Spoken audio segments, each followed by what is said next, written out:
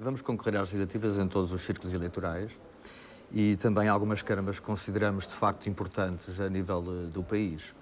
E a nossa expectativa é de que desta vez consigamos eleger deputados, nomeadamente no Círculo Eleitoral de Lisboa, onde o candidato será, o cabeça de lista será o Dr. Garcia Pereira. Orlando Alves, em termos económicos, perante toda esta conjuntura, que é uma conjuntura mundial, mas vamos falar do caso português naturalmente, qual é o aspecto que mais o preocupa nesta situação de crise? Eu acho que o que nos deve preocupar, e me preocupa a mim e ao meu partido, é o problema de criar economia. A nossa crise é de falta de criação de economia. E esse é o problema fulcral. É preciso mudar o modelo de crescimento económico? Exatamente, exatamente. Tudo assenta aí. Quando fala-se muito por problemas estruturais, mas o problema estrutural básico é este. É criar economia. E que economia queremos criar? Este dado relativamente ao PIB, nós estamos ainda por saber a que é que ele se deve, esse crescimento do PIB. Não sabemos se foi um aumento das exportações, se foi uma diminuição das importações. Eu não diria até que é um aumento do PIB. Eu acho é que o PIB parou de baixar. O que isso significa é que o PIB parou de baixar, do meu ponto de vista. Agora, o nosso problema é que tipo de economia queremos ter. E se queremos ter uma economia que tem neste momento muito a ver... Na opinião do seu partido, qual deve ser esse modelo? Tem que ser um modelo radicalmente diferente daquilo que temos tido até aqui, de apostar no botão, nas importações e numa capacidade exportadora que se calhar o país não tem. Porque prende-se com o problema da dívida externa do país. Mais do que o problema da dívida pública, o que nos devia preocupar era o problema da dívida externa. E o problema da dívida externa só se resolve se nós deixarmos de importar ou conseguirmos produzir aquilo que importamos em excesso. Porque eu acho piada que o Governo considere isto uma grande vitória, estes 0,3% do crescimento do PIB relativamente ao último trimestre, mas não falo que o desemprego vai continuar... Não disse que era uma grande vitória, disse que era o princípio do fim. Não disse, mas interpreta-se assim.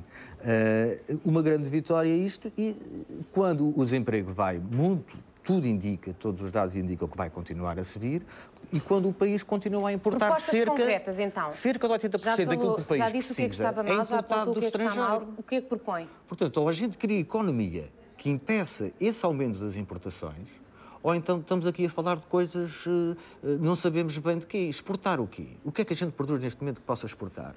Não estou a ver o que é que seja.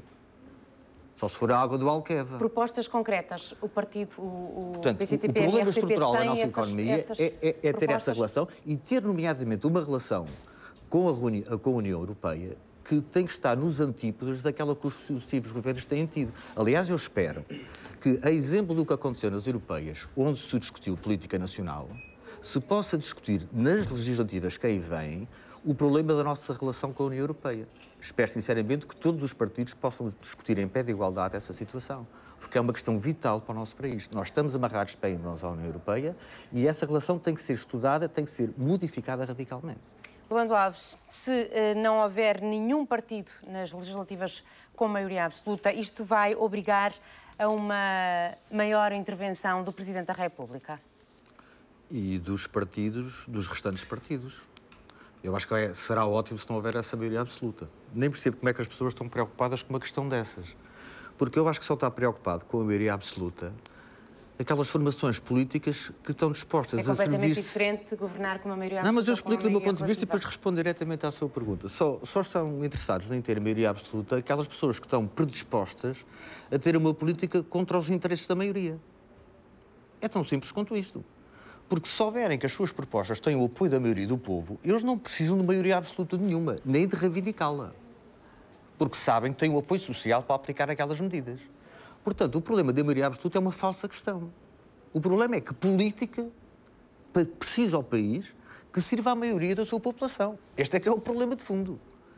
E, portanto, quando aqui há pouco se falou até de modelos de desenvolvimento alternativos e foi dito que nós podemos fazer mais e melhor, pois nós podemos fazer mais e melhor. O problema aqui é que nós destruímos aquilo que sabíamos fazer mais e melhor. Porquê é que hoje não temos indústria naval? Porquê é que hoje não temos uma metalomecânica pesada e uma engenharia que dava cartas no mundo? Porque isso foi destruído a pretexto de apostar nos serviços e que haveria outros que fariam isso mais barato e melhor que nós, que vinham se instalar no nosso país por tudo e meia. Portanto, e o problema, agora que vem uma crise que não é só portuguesa, mas é global, agora vê-se o erro que isso constituiu. E o reflexo maior desse erro é o problema do desemprego, que é uma chaga social das mais graves. E não há partido nenhum que possa aparecer a estas eleições sem ter propostas relativamente ao desemprego. Eu não estou aqui a apresentar o programa do partido, ele está a ser feito, já foram definidas as linhas metas essenciais desse programa, mas não vejo nenhum partido com cara, se for digno desse nome e se disser democrático e predisposto a resolver os problemas do país, que não veja este problema que eu citei há pouco, não tenha uma visão clara sobre ele e que não tenha propostas muito concretas sobre a questão do desemprego, que é o problema crucial neste momento. Agora repara só uma coisa. Eu acho que o que nós temos de recuperar é aquilo que sabíamos fazer bem. Algumas indústrias de base que tínhamos, nomeadamente, e que destruímos a pretexto de não se sabe bem de quê. Mas que sei que entrou, esse não se sabe bem de quê, foi a troca de euros que entraram e que foram dissipados nos bolsos de alguém. E ninguém presta contas sobre isso. Portanto, essa dissipação de dinheiro foi feita, sobretudo, à custa das maiorias absolutas. Fosse de Cavaco Silva, fosse do engenheiro Sócrates. E alguém tem que prestar contas relativamente a isto. Porque senão ninguém se entende em termos políticos. Ninguém se entende em termos políticos sem isto ser explicado. Se quer a minha opinião, eu acho que as pessoas estão fartas de figuras mediáticas. Então, porquê é que não apostam? E o voto de protesto que houve nas eleições europeias, que eu acho que a maioria das pessoas que votou manifestou de alguma forma isso. Nomeadamente aqueles que não foram votar e aqueles que fizeram o voto nulo e não foram tão poucos quanto isso. Sim. Eu acho que por vezes se comete o erro nas campanhas eleitorais deste problema só ser levantado contra as campanhas eleitorais. A gravidade deste problema não é nas campanhas eleitorais, é no intervalo entre elas. Porque o problema do pluralismo vem daí. Quando chega às eleições, todos os partidos se sentem na vontade de protestar por isto ou por aquilo, sentem-se discriminados, mas o problema é o que, entre os 4 anos que medeiam entre as eleições, como é que a comunicação social os tratou. E sob pluralismo aí que venha a ter o seu reflexo em plena campanha eleitoral. Eu acho que era preciso meditar um pouco sobre isso. Mas não é só um problema dos partidos políticos, é um problema também da nossa intelectualidade. Não haveria interesse, em termos televisivos e não só, de dar mais voz ao tempo de antena a pessoas como o Gonçalo da Cama Pereira? Haveria interesse ou não? O Dr. Pires de Lima, e estou a falar de pessoas que nem são da minha área política, o Dr. Arnaldo Matos. Não haveria interesse, em termos de pluralismo e discussão de ideias neste país, de haver mais esse tipo de vozes sem dono, direi eu, terem expressão na televisão pública? E só falo na pública, porque é disso que estamos a tratar. Eu penso que sim, e isso seriam contributos importantes para a democracia. Agora, se nós afunilamos a discussão de ideias naquilo que comumente se costuma dizer que é o Bloco Central, e é isso exatamente que se passa, então, quando chega a eleições, voltamos a constatar aquilo que constatámos nos 4 anos anteriores. É que só as vozes do Bloco Central têm direito a fazer-se ouvir. Central de interesses. E é o Bloco Central de Interesses que levou o país a este pântano. Claro. O pântano de que falava o engenheiro Guterres. O MRVP estaria disposto a uma coligação? Sim, se fosse na base de um programa e de ideias políticas concretas e discutíveis.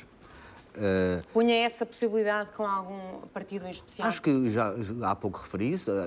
Tem que assentar na recuperação de algumas indústrias de base que o país perdeu e pode perfeitamente recuperar. E tem que assentar, neste momento de crise, na base do investimento público. Se o Estado não investe neste momento, não vai ser o Sr. Belmiro ou outro parecido que vai investir. E o Estado tem que assumir essa responsabilidade se quiser debelar rapidamente o desemprego. Agora, voltando ainda um pouco atrás, só para referir isto, a força política e social dos partidos não se mede só em votos. Recordar-se-á que em 75, logo a seguir, nas primeiras eleições democráticas, o MRPP tinha muita força e foi impedido de concorrer a essas eleições. E essa força manteve-se pelo largo do tempo. Portanto, pensar que os partidos só têm força quando têm muitos votos é um erro político crasso.